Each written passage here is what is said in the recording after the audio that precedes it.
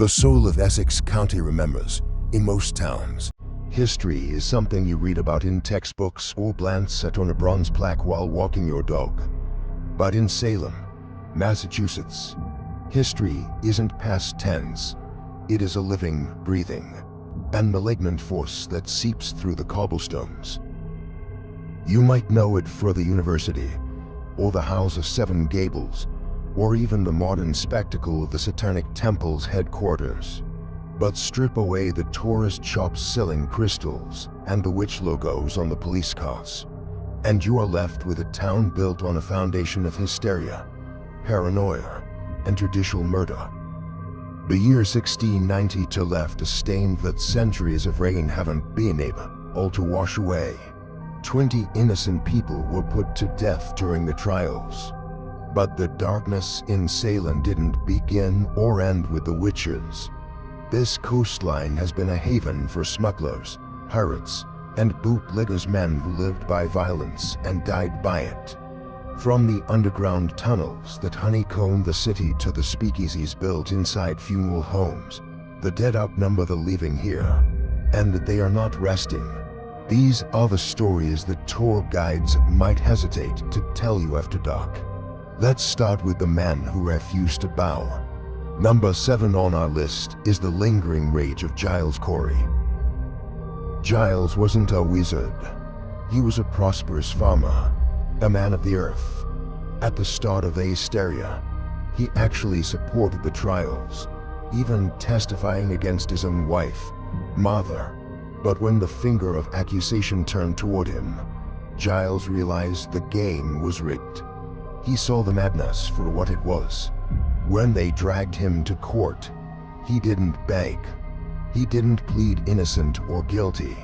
He simply refused to speak. The law at the time had a brutal solution for silence. It was called peine faute à door, pressing. They took Giles to a field, stripped him, and laid him under a heavy board.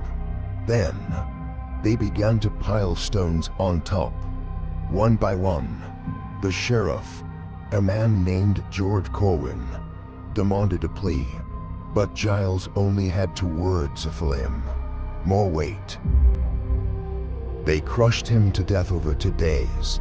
As his life was finally squeezed out of him, legend says Giles cursed Corwin and the very town of Salem. "Damn you, I curse you and Salem." That curse wasn't empty words. Sheriff Corwin died of a sudden heart attack 3 years later. He was only 30 years old. Today, Giles Corey is said to walk the Howard Street Cemetery. But seeing him isn't a comfort, it's a warning. His ghost is considered a harbinger of disaster. Witnesses claimed to see his battered form wandering the graves just before the Great Salem Fire of 1914 consumed the city. If you see an old man in that cemetery, turn down. Bad things are coming. But where did the sheriff go? That brings us to number 6, the Joshua Ward House. In the 1780s, a retired sea captain named Joshua Ward built a magnificent brick mansion. It looked respectable, wealthy, but the foundation was rotten. The house was constructed directly on the land that had belonged to Sheriff George Corwin, the strangler who tortured Giles Corey. Corwin had the blood of 19 executions on his hands. He was a man who reveled in interrogating suspects. When the cops finally caught up with him and his heart exploded in his chest, his family was terrified. They knew that townspeople hated him. They knew that if they buried him in a normal grave, the locals would dig him up and dismember the corpse in an act of posthumous revenge. So, they buried the sheriff in the cellar of his own house. His body stayed rotting in that basement 3 years before it was finally moved to a cemetery. But energy doesn't just leave. The Joshua Ward House is considered one of the most active sites in the city. People have reported seeing the apparition of the Strangler himself, still patrolling his territory. But he's not alone. Giles Corey has been spotted here too, perhaps eternally hunting the man who killed him. And there's a third figure, a woman with wild, black hair who is believed to be another victim of the trials, trapped in the home of her executioner. This theme of trapped souls continues to number 5, the House of the Seven Gables. You rue the name. It was made famous by Nathaniel Hawthorne's novel. The house was built in 1660 by Captain John Turner and stayed in the family for 3 generations. Eventually, it passed to Susanna Ingersoll, Hawthorne's cousin. It was her stories and the eerie atmosphere of the house that inspired the book. But fiction pales in comparison to reality.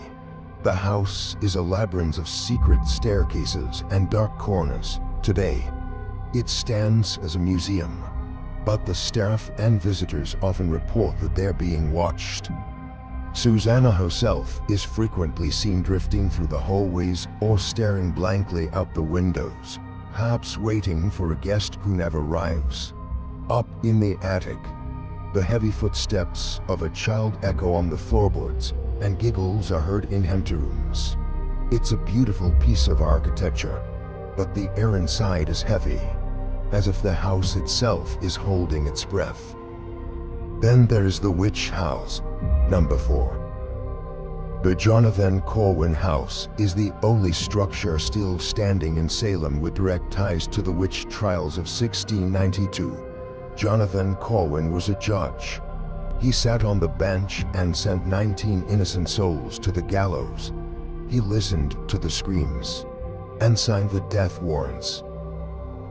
The house has been converted into a museum, but it seems the judge never left. It's a place of intense cold spots. Even in the height of summer, visitors feel a sudden, biting chill that sinks into their bones. The famous crew from Ghost Adventures investigated the site and documented unseen hands touching them, pulling at their clothes. They recorded audio of phantom children. It makes you wonder, are they the ghosts of the accused, returning to torment the judge? Or is the judge still holding court, trapping souls within his walls? Let's move to something that sounds funny, until you learn the history. Number 3, the local liquor store. If you drive through Salem or nearby Peabody, you might chuckle at a sign that says Bunhole Liquors. It sounds like a joke. It's not. The name is a relic of the Prohibition era. Back then, this building was a funeral home, but the owner had a side business in the basement, surrounded by embalming fluids and corpses. He ran a speakeasy. Bunhole was slang for a secret gathering place. Locals would ask, "Are you going to the Bunhole tonight?" knowing they were going to drink illegal booze in the company of the dead. In 1933, when Prohibition ended, a regular patron suggested they just turn the place into a legitimate liquor store. They did, but the original tenants, the ones in the coffins, seemed to have stayed. Employees report a female spirit who wanders behind the wine racks. Bottles have been known to file shelves, and a feeling of being watched is common in the back room. It gives a whole new meaning to the term spirits. Number 2 takes us to the water, the Derby waterfront. In the late 1600s, this wasn't a place for a scenic stroll. The strip of taverns along Derby Street, across from the wharf, was the red light district. It was a hive of vice, brothels, danger. Underneath the streets, a network of tunnels connected the taverns to the docks. These weren't just for moving cargo. Sea captains and crimps would use these tunnels for shanghaiing, kidnapping drunk men from the boss, dragging them through the dock underground, and forcing them onto ships to work as slave labor. Today, the area is trendy. Cafes and bars like the Witch's Brew line the street. But the tunnels remain, and so do the sounds. People walking near the waterfront late at night have reported hearing disembodied voices carried on the sea breeze. Some have even claimed to see full-body apparitions of pirates and sailors emerging from the shadows, looking for one last victim to drag into the dock. And finally, number 1. The city is a minefield of hotspots. It's not just the famous houses, the haunting is systemic. Look at the Hawthorne Hotel, built in 1925. It hosts weddings and galas. But if you stay in room 325 or 612, you might not sleep. Guests have reported the sound of a baby crying in the walls. Faucets turn themselves on and off. Invisible hands brush against skin in the dock. In room 612, a woman has been seen standing at the foot of the bed, staring. Just staring. Or consider tern as seafood. It sits on the land once owned by Bridget Bishop, the very first woman executed in the witch trials. Legends say her spirit never left her property. A woman in a long white 17th century dress is often seen reflected in the mirrors of the restaurant. The electrical equipment malfunctions constantly, as if the energy of the land is interfering with the modern world. Even the places of learning aren't safe. Salem State University. In the Gramley Library, 2 girls were once electrocuted in a tragic accident. Students claim their ghosts still wander the stacks. In Bowditch Hall, specifically a room 222, beds have been known to shake violently in the middle of the night, waking terrified freshmen. And then there's the Cinema Salem, a modern theater, tucked away in East India Square. You go there to watch a movie, but you might see something else. A former manager reported working in the projection booth when he saw a man sitting in theater number 3. The man was dressed in formal Victorian clothing, top hat, coat, the works. The theater was supposed to be empty. The manager went down to confront the trespasser, but when he entered the room, the seat was empty. The man had vanished into thin air. Salem is a city that sells its history. You can buy a t-shirt, a mug, or a guided tour, but the real history isn't for sale. It's waiting in the cellar. It's walking the waterfront.